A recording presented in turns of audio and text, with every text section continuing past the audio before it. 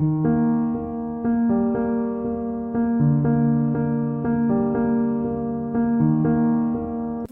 bienvenue sur ma vidéo.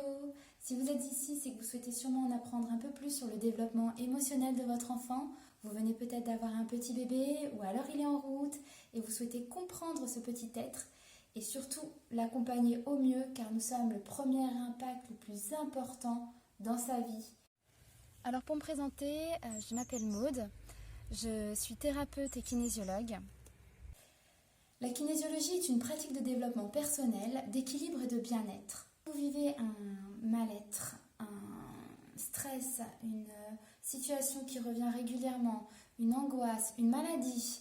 La kinésiologie vient chercher la cause émotionnelle de ce que vous vivez aujourd'hui et elle va remonter à la source quand vous étiez tout petit bébé, voire dans le ventre de votre maman, pour trouver l'origine de ce mal-être que vous vivez aujourd'hui et qui est revenu de manière ponctuelle dans votre vie.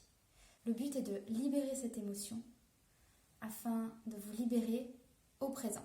La kinésiologie est mon premier métier, mais j'ai aussi exercé en tant qu'auxiliaire de puériculture pendant plusieurs années dans différentes maternités et au sein d'établissements d'accueil du jeune enfant. Donc aujourd'hui, je me sers de toutes ces expériences pour aider les gens à se comprendre eux-mêmes au mieux, à comprendre leurs enfants au mieux. Je fais cette vidéo aujourd'hui aussi, alors déjà, j'étais pas du tout à l'aise avec l'idée de travailler avec des vidéos, mais je suis pas de la génération qui a eu ça directement dans les mains.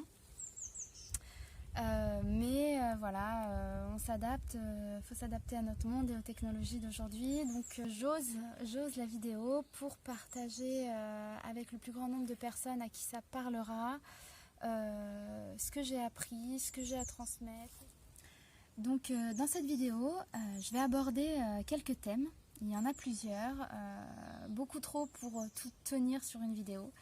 Donc on ne pourra pas tout voir en une fois. Là, je vais surtout cibler sur les tout débuts, le besoin premier de l'enfant. Au-delà de la technique pour faire un bain, au-delà de tout ce qui est aspect technique, ça va vraiment être sur l'aspect émotionnel et le ressenti. Surtout sur le contact avec votre enfant, le contact à établir parce que c'est vraiment la base de tout. Cette relation de confiance que vous allez construire avec lui, de complicité aussi, parce qu'il y a beaucoup de complicité à construire avec un petit bébé. On va vraiment se cibler sur le lien. Donc on verra déjà ce que vit le bébé avant sa naissance, en vous, à sa naissance et surtout après. On verra aussi les pleurs, les cris, ce qu'ils peuvent signifier. Comment établir une relation de confiance et de respect mutuel. Je vous donnerai quelques clés pour comprendre votre enfant. Comment vous situez-vous et ce que vous ressentez par rapport à ce que vous étiez dit, les croyances et les vérités que vous aviez, les conseils que vous allez recevoir de tous les côtés. Comment vous y retrouvez là-dedans et vous écoutez surtout. Et je vous donnerai aussi quelques petits conseils sur le confort de votre enfant. Je vous donnerai quelques ouvrages, des petits livres moi qui m'ont plu, avec des conseils sympas dedans, qui n'abordent pas que le thème du nouveau-né, mais qui est sympa à regarder dès maintenant pour les prochaines années, parce que ça va suivre le développement de votre enfant. Pour en revenir au nouveau-né, qu'est-ce qu'il vit avant la naissance? Alors, dans son cocon, dans le ventre de sa mère, le fœtus est dans une harmonie parfaite. Il ne connaît pas la faim parce qu'il est nourri sans arrêt par le cordon ombilical. Il est dans un liquide à 37 degrés, donc c'est plutôt les tropiques. Il est à un contact physique permanent avec la paroi utérine, donc il est dans un cocon tout le temps. Il n'est pas dans un silence total. Il a toujours le bruit du cœur de sa mère, la voix de sa mère, la respiration de sa mère. Donc il y a aussi les bruits environnants à partir de 5 mois. Il va commencer à entendre la voix de son papa, la musique. Le silence total, l'enfant ne connaît pas. Il est en symbiose parfaite. Il se construit déjà en ressentant beaucoup d'amour pour sa maman qui l'entoure. Le bébé ressent aussi tout ce que ressent sa maman. C'est pour ça que pendant qu'il est dans votre ventre, il a besoin de votre contact aussi extérieur, du contact du papa. Et surtout que vous lui parliez, que vous lui expliquiez avec des mots très simples quand vous ressentez quelque chose. Le bébé ne connaît que son monde. il est le centre de son monde, de son univers. Donc tout ce qui va toucher ou avoir un rapport avec papa et maman, ça sera forcément par rapport à lui.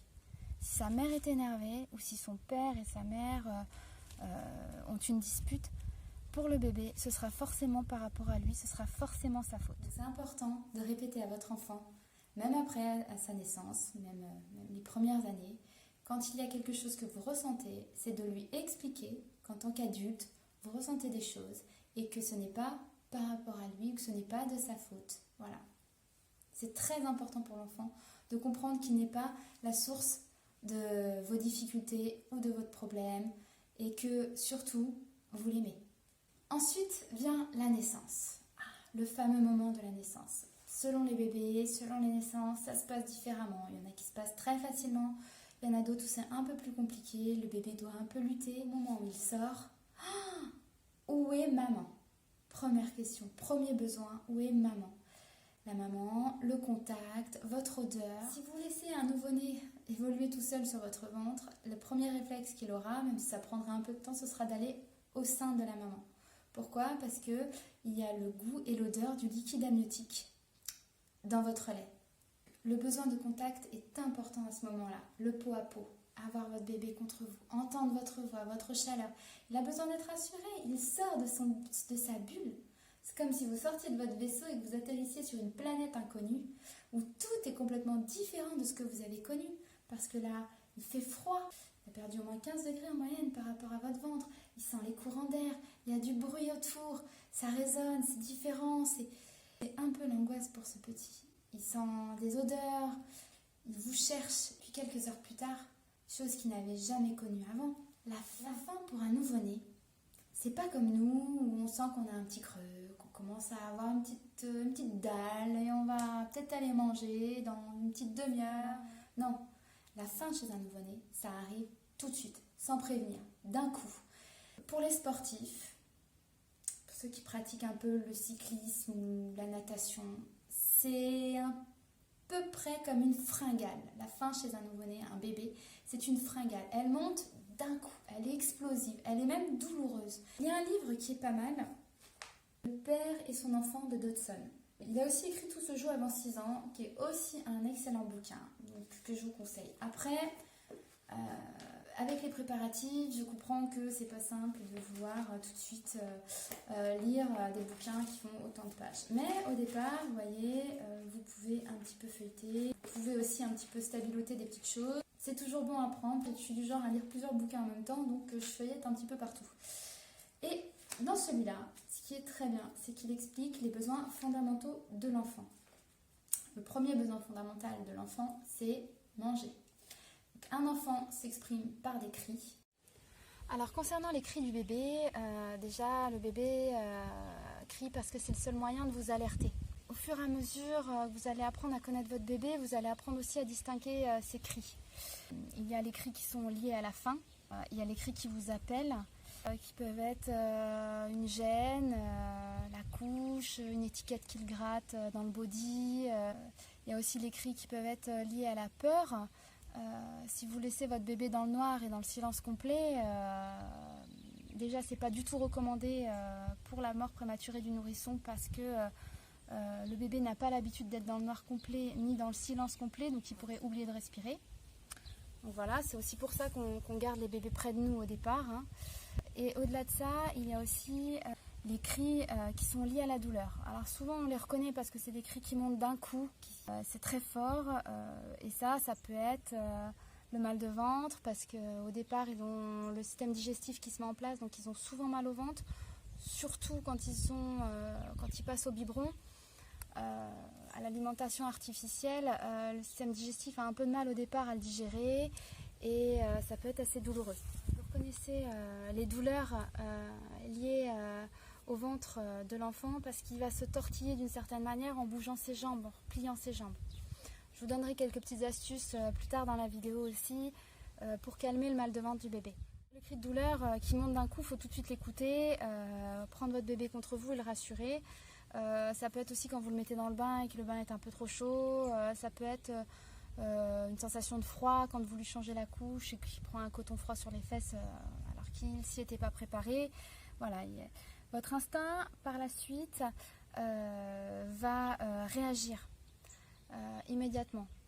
Ne vous laissez pas parasiter par tout ce qu'on peut vous dire, il y a toujours des bons conseils à prendre, mais quand vous entendez votre enfant pleurer et que votre instinct a envie de réagir, vous êtes la seule à savoir, à sentir que ce dont votre bébé a besoin. Je me rappelle d'une fois où une maman m'a appelée en maternité parce que il était 4 h du matin, elle avait tout essayé pour calmer son bébé et elle n'y arrivait pas. Et je lui ai dit, bon écoutez, on arrête tout, là, écoutez-vous, qu'est-ce que votre instinct vous dit? Et elle me répond, ça va peut-être être ridicule, je sais pas trop. Je lui dis stop, il n'y a rien de ridicule, dites-moi, qu'est-ce que votre instinct vous dit? Et elle me dit, je pensais à un bain. À 4 h du matin, on a fait un petit bain qui a duré 5 minutes, le bébé s'est calmé, on l'a habillé ensuite et il s'est endormi tout de suite pour le reste de la nuit. Donc n'ayez pas peur d'être ridicule, quand votre instinct vous dit vraiment quelque chose, tentez ce que, même si c'est pas à l'heure, même si c'est pas normal à cette heure-ci de faire ça, il n'y a pas d'horaire avec un bébé. Au départ, il n'y a pas d'horaire. Un enfant vous appelle et s'il voit que vous ne répondez pas, il va se mettre à crier de plus en plus fort jusqu'à ce que vous entendiez son besoin. Les cris du bébé sont le seul moyen de vous alerter. Il y a un moment aussi où votre instinct va sentir que votre bébé va vous appeler. Vous sentez dans le cri l'appel. Vous avez un peu cet instinct de louve qui sent le besoin d'y aller. Aujourd'hui, nous ne sommes plus dans la même génération que nos parents ou nos grands-parents où on vous disait « Non, mais laisse-le pleurer, ça lui fera les poumons. »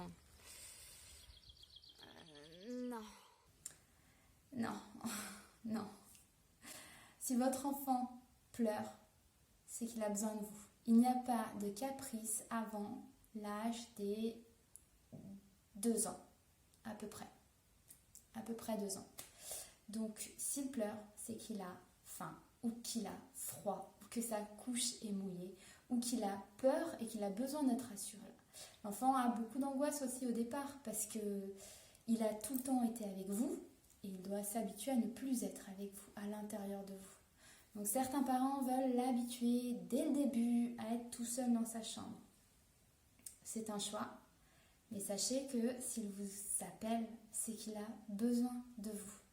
Avant de s'habituer à dormir tout seul dans sa chambre, il doit déjà s'habituer à ne plus être à l'intérieur de vous. Il doit déjà comprendre qu'il est à l'extérieur, s'adapter à notre monde de vide, qui n'est plus dans du liquide, de froid, de courant d'air, de bruits qui font peur. Le nouveau-né, au départ, ne voit pas ce qui se passe. Ou alors, il vous voit à 30 cm les premières semaines. Donc, il ne sait pas ce qui se passe autour de lui. Attention aux grosses lumières qui lui viennent dans les yeux, d'ailleurs. C'est pas forcément bon pour un nouveau-né. Un nouveau-né ne se réchauffe pas seul. Donc, il y a un moment, vous pensez qu'il est bien couvert, mais il peut avoir froid dans la nuit. Donc, les mains et les pieds sont toujours un peu froids. Par contre, s'ils sont gelés, c'est qu'il a froid. Voilà. Et il y a des fois, vous allez prendre votre enfant et il va avoir le réflexe de... C'est ce qu'on appelle le réflexe Moro. Le réflexe Moro, c'est une angoisse. Le bébé se sent soulevé, ne comprend pas ce qui lui arrive et recherche autour de lui la paroi qui le protégeait avant. Donc un enfant qui est dans un vide intersidéral, c'est une angoisse totale. Pour le bébé, si vous lui dites « je suis à côté », à partir du moment où vous disparaissez de son champ de vision, vous avez disparu de son existence. Il ne comprend pas ce que c'est à côté, tout à l'heure. Les notions d'espace-temps, c'est quelque chose de complètement inconnu. Le bébé a les sens complètement chamboulés au départ. Il peut sentir quelque chose, avoir l'impression de le goûter, voir quelque chose, avoir l'impression de le toucher. Tout ça, ça se construit petit à petit. Il a des connexions neuronales beaucoup plus importantes que les nôtres. Donc il a besoin d'être accompagné pendant toute cette période, d'être rassuré pendant cette période. Alors, comment accompagner votre bébé?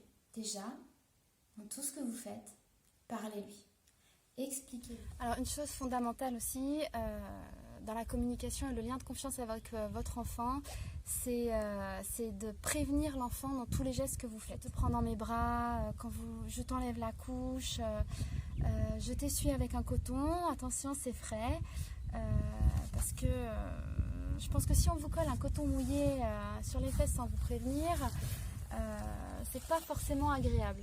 Donc le bébé ne connaît aucune sensation extérieure encore.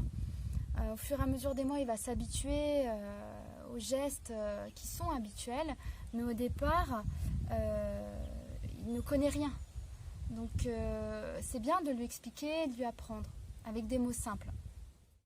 Dans tout ce que vous faites, ou dans tout ce qui va lui arriver, expliquez-lui à la hauteur de la compréhension de sa construction mentale, bien sûr. Et c'est ça qui va construire sa relation de confiance avec vous. Dites-lui que vous êtes là. Dites-lui je te prends, je te soulève, je t'emmène, on va faire un bain.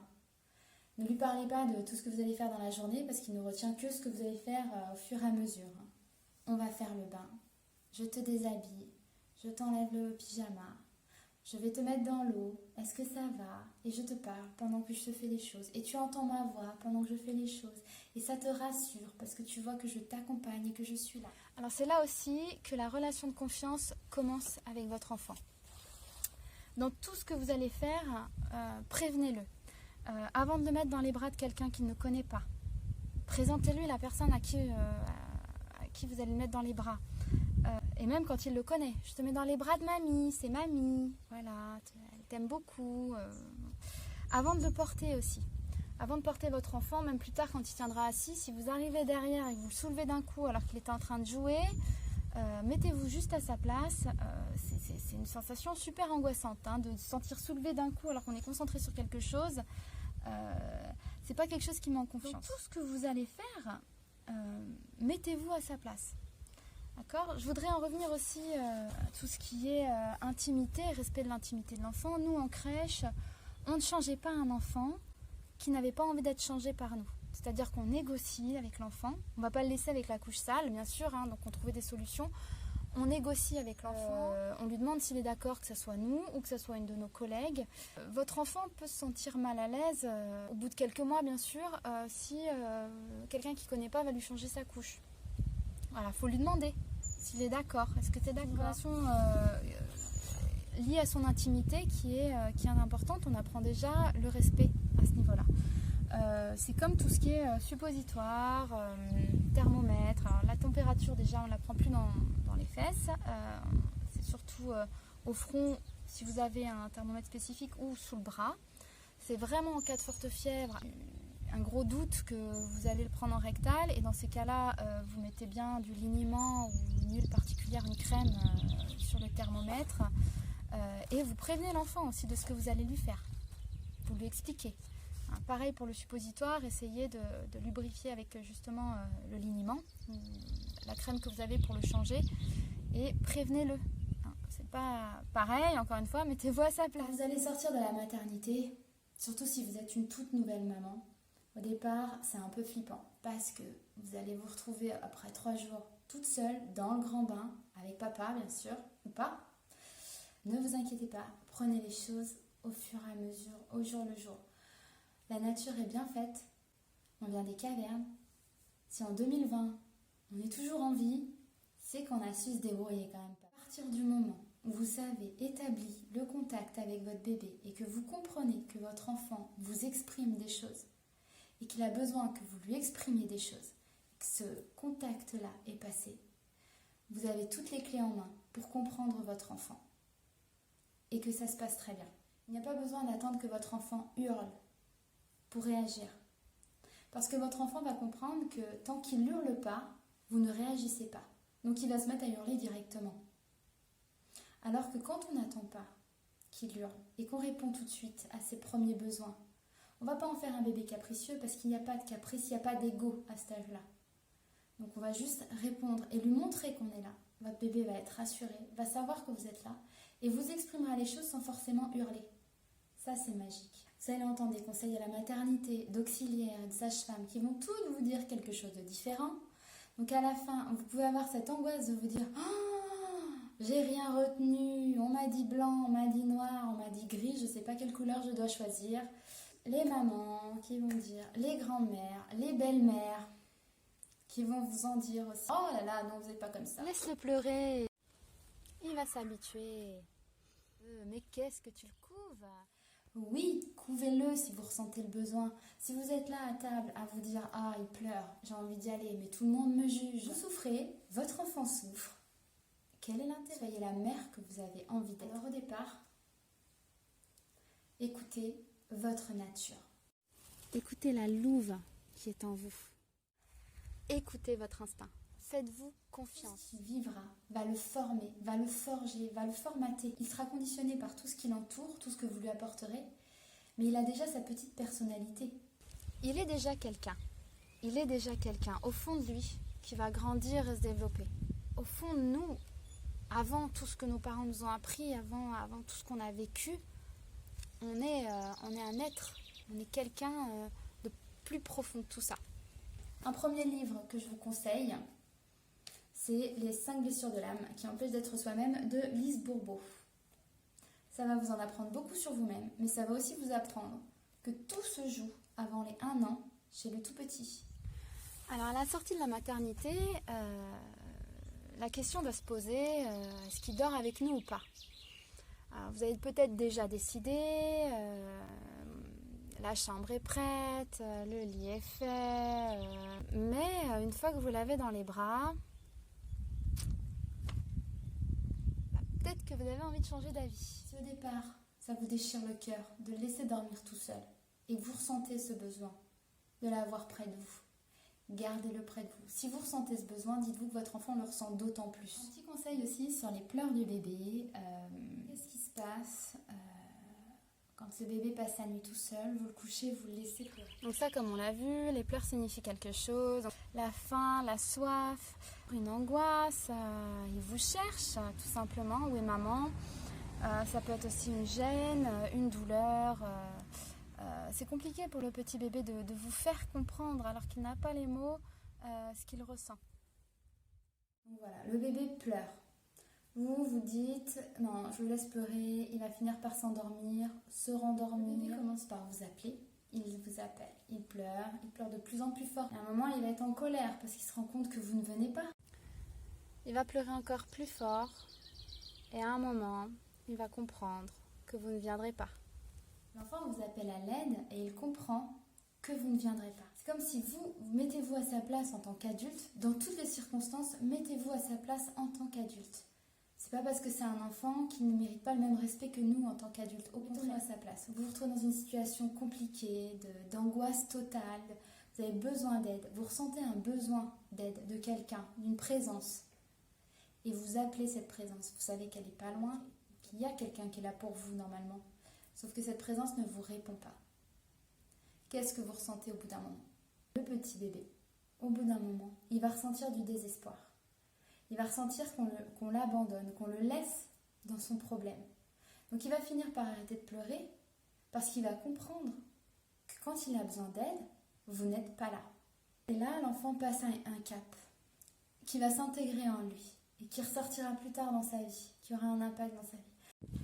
Il y a des enfants qui deviendront des personnes très discrètes, non pas sages mais timides et effacées, parce qu'elles penseront que pour être aimées et appréciées, il ne faut pas déranger.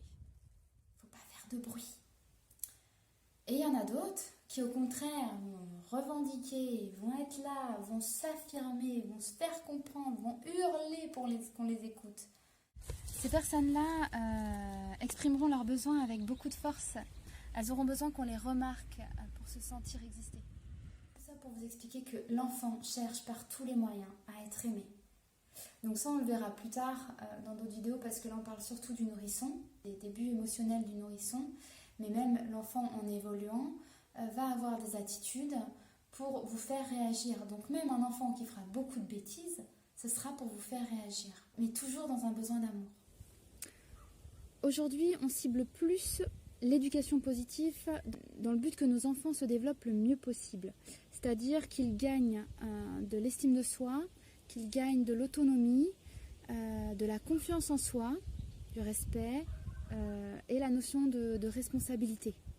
Donc le but étant d'en faire des personnes optimistes et positives qui n'ont pas peur d'avancer dans la vie.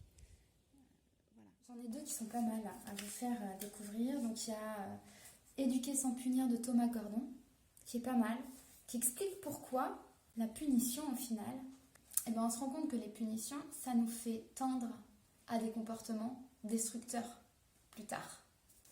Donc, c'est pas forcément la solution.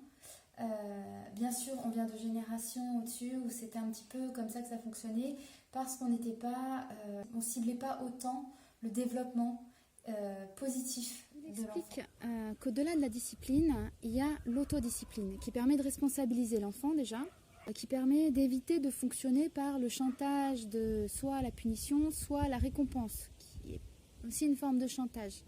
On est humain, on fait de notre mieux. Ce qui est déjà énorme, c'est d'en avoir conscience, d'essayer d'avoir cette communication et ce lien de confiance avec votre enfant. En plus, c'est vraiment quelque chose qui vous permettra de travailler sur vous aussi, mais qui est très intéressant à apprendre.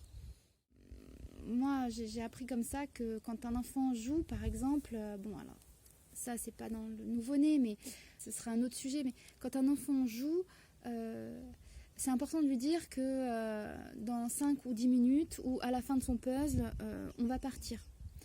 Parce que si vous êtes le parent très autoritaire qui impose à l'enfant d'arrêter tout de suite son jeu, parce qu'on y va maintenant, l'enfant, vous le cassez dans sa construction, dans la construction de son puzzle, dans sa concentration.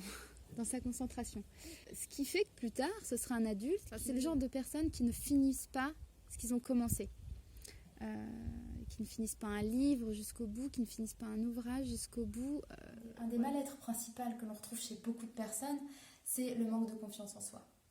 Et ça vient beaucoup des mots que nos parents ont pu dire sans s'en rendre compte, parce que on est humain, on a nos soucis, on ne pense pas à mal, mais l'enfant, lui, capte les choses d'une autre manière que l'adulte. Ce que dit papa ou maman, ça touche l'enfant profondément. Même si vous, c'est des petites paroles en l'air ou c'était une blague, ça va créer plus tard chez l'enfant une croyance ou une vérité sur laquelle il se fonde, et sur laquelle il bâtira sa vie. Alors des fois, c'est des petites croyances qui ne sont pas graves, mais des fois, ça peut vraiment être porteur. Un papa qui dit toujours à sa fille ou qui lui dit jamais qu'elle est belle, elle pourra se sentir laide toute sa vie, même si tous les hommes lui disent qu'elle est très belle. Moi personnellement, j'ai souvent cru que le noir sur la banane, c'était du bonbon. Et un jour, à 25 ans, au moment de manger une banane, je me suis dit, mais c'est quoi en fait? Donc voilà, on a nos croyances qui sont basées sur ce que nos parents nous racontent, nous disent ou leur façon de réagir. Un autre petit exemple, il y avait un enfant qui jouait avec le téléphone et ça faisait rire sa mère parce qu'il faisait semblant de parler au téléphone. Et une fois, sa mère se disputait. L'enfant court vers le téléphone parce qu'il voulait faire rire sa mère pour qu'elle arrête de se disputer avec son père. Il fait semblant de parler et là, sa mère arrive énervée sur l'enfant en lui disant « Mais raccroche-moi ça tout de suite, file dans ta chambre ». Et l'enfant n'a pas compris. Parce que d'habitude, sa maman, elle riait quand il faisait ça. Et ça l'a profondément touché. Alors c'est un adulte qui s'en souvient encore alors qu'il avait 2 ans. C'est que ça l'a marqué à sa manière. Comparer son enfant. Ah, il marche pas encore alors que le fils de ma sœur court. Ils ont 2 jours d'écart, c'est pas normal. Ça peut porter à conséquence. Complexer un enfant. Un bébé, ça se complexe. Si vous vous moquez de lui, si vous rigolez de lui, avec des amis, sans vouloir être méchante. Mais votre enfant, lui, vous pouvez lui créer de gros blocages. Après, il ne faut pas se culpabiliser. Parce que on n'a pas été éduqués comme ça. On devrait en avoir des cours à l'école, je pense que ce serait pas mal. Parce que c'est pas inné chez nous, cette façon de réagir et de fonctionner. On n'a pas forcément été élevés comme ça non plus. Je suis la première à faire des erreurs aussi avec mon fils. Mais on fait de notre mieux. C'est l'essentiel. Vivre heureux avec son enfant, de Catherine Guéguin, c'est pas mal. Elle aussi, elle a pas mal de conseils à donner. Elle donne des petits exemples sur des situations de blocage de certains parents, des enfants qui ne mangent pas, des enfants qui ne veulent pas dormir. Elle explique le fonctionnement du cerveau chez l'enfant, ça c'est très intéressant aussi. Donc voilà, c'est des petites choses, des petits outils qui peuvent vous aider. On n'est pas parents, on grandit avec notre enfant. À nos moutons, pour comprendre un petit peu à quelle amplitude ressent votre enfant, connectez-vous à une blessure qui vous touche particulièrement. Quand quelqu'un vous dit quelque chose qui ne vous plaît pas et qui vous fait immédiatement réagir à cette blessure-là que vous ressentez. multipliez-la par 100. Et ben, c'est comme ça que ressent votre enfant. Donc l'enfant passe du rire aux larmes parce qu'il ressent une émotion très forte à chaque fois. Il peut ressentir plusieurs émotions en même temps, sans réussir à les comprendre. C'est pour ça que c'est important aussi, en tant que parent, de lui expliquer. Je comprends, là tu es en colère. Parce qu'il a besoin de mettre des mots sur ses émotions. Je comprends, là tu as eu peur.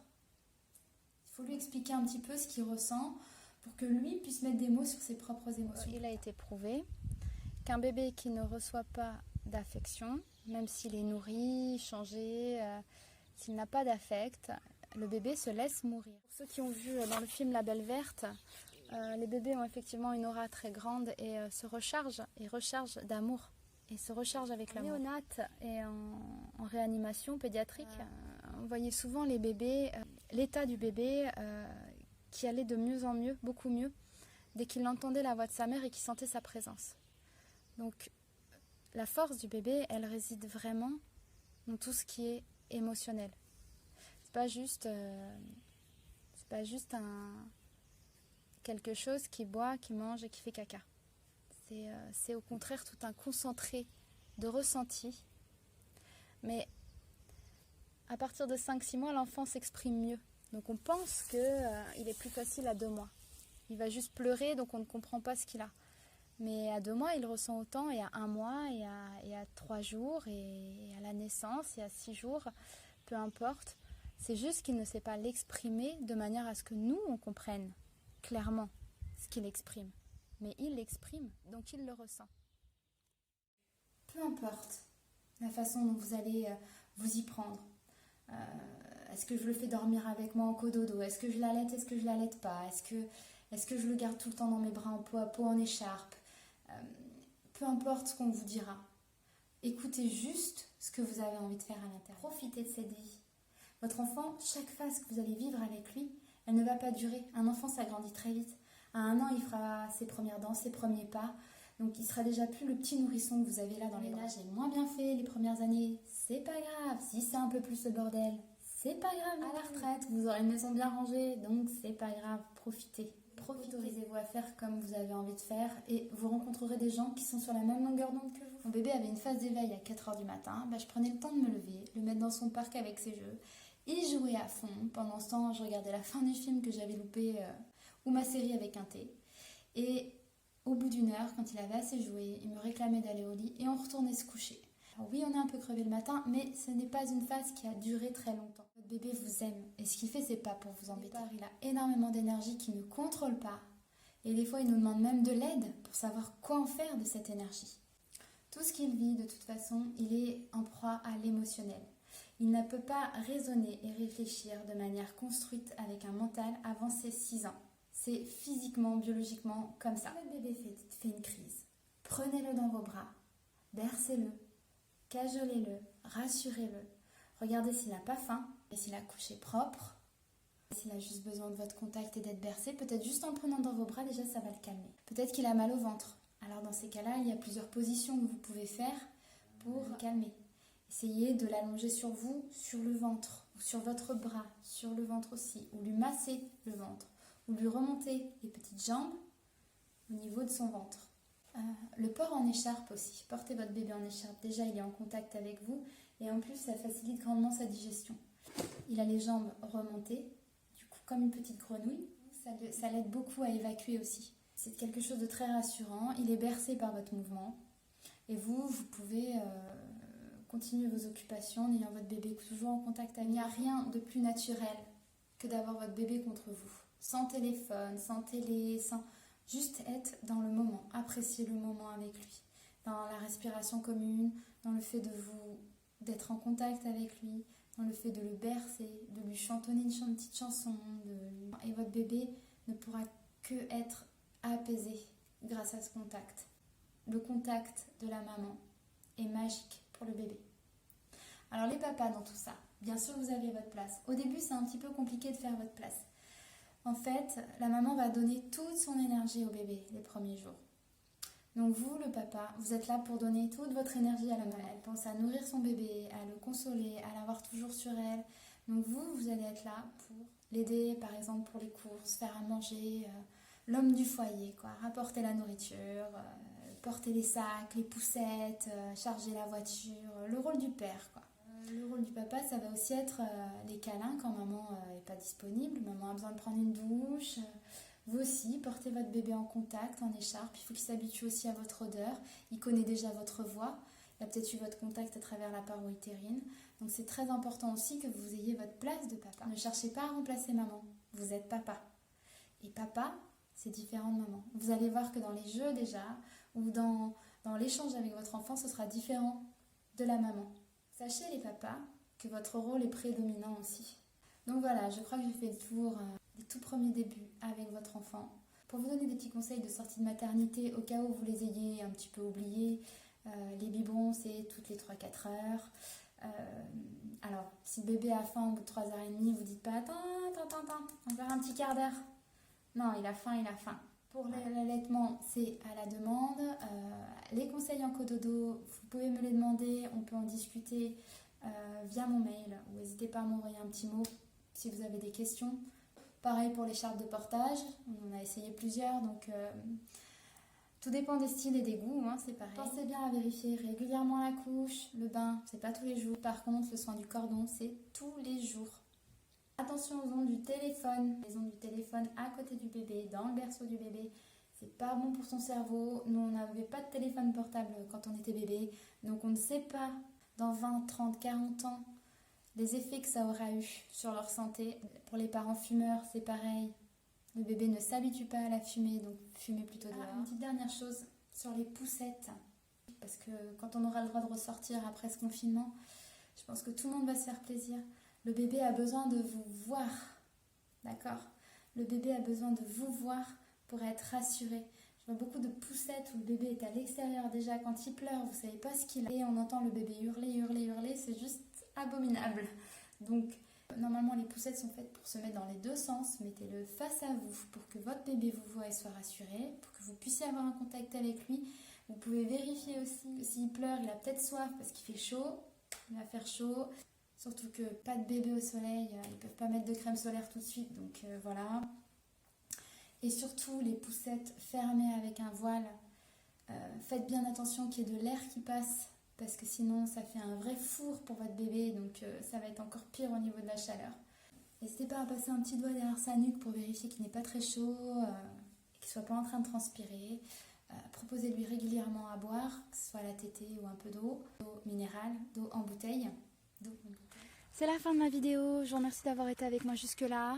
Ça a été un véritable plaisir pour moi de partager tout ça avec vous. J'ai encore plein de choses à vous dire, mais ça ferait une vidéo beaucoup trop longue. Donc voilà, je m'arrête là. Mais bon, il y a beaucoup de sujets, c'est tellement intéressant qu'il y a toujours plein de choses à apprendre. Que ça soit sur la diversification alimentaire, les douleurs, les dents, le portage, les pics de croissance, l'angoisse du 8e mois, le pic du 9e mois où le bébé réalise aussi que ça fait autant de temps qu'il a été en dehors du ventre de la maman qu'à l'intérieur et du coup c'est une période aussi particulière pour lui parce il réalise qu'il ne pourra plus retourner dans ce monde-là, dans sa bulle. Il y a les premiers pas, donc voilà, il y a les dents, enfin il y a énormément de choses en fait encore à découvrir.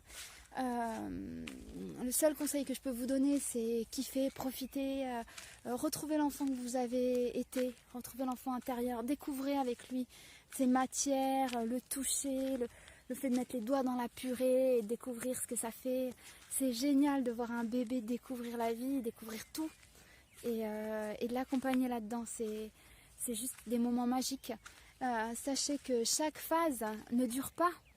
Donc dans les moments de doute, pensez qu'un jour il sera adolescent et qu'il aura juste envie d'être avec ses copains, donc profitez-en. Et là, parce que vous repenserez à cette période de manière nostalgique et vous vous direz ah, on s'est pris la tête pour rien. Donc voilà, profitez-en. En ce moment, on est dans une période particulière vu qu'on est confiné. Ça vous permet de continuer à créer le lien vraiment, à vivre cette continuité de lien aussi avec lui. À passer vos moments pleinement avec lui. De toute façon, le mieux c'est de penser au jour le jour. Donc voilà, vivez au jour le jour avec votre enfant, ça nous ramène toujours au présent. Vous sortez peut-être de la maternité, vous vous retrouvez un peu tout seul les parents avec votre bébé. Si jamais vous avez des complications, n'hésitez pas aussi à m'écrire. Si vous voulez revoir des choses que vous avez vues à la maternité qui ont été un peu rapides avec ce qui se passe, n'hésitez pas à me demander. Ça pourra faire l'objet d'une autre vidéo où je pourrai vous répondre tout simplement. Que ça soit pour tout, le bain, l'allaitement, l'alimentation, le cododo, l'échange, même revoir des gestes simples. Voilà, n'hésitez pas à me demander, à m'écrire. En attendant, profitez bien et puis coucounez, faites-vous confiance. Et sous le chant des oiseaux, je vous dis à très bientôt. Ciao, ciao!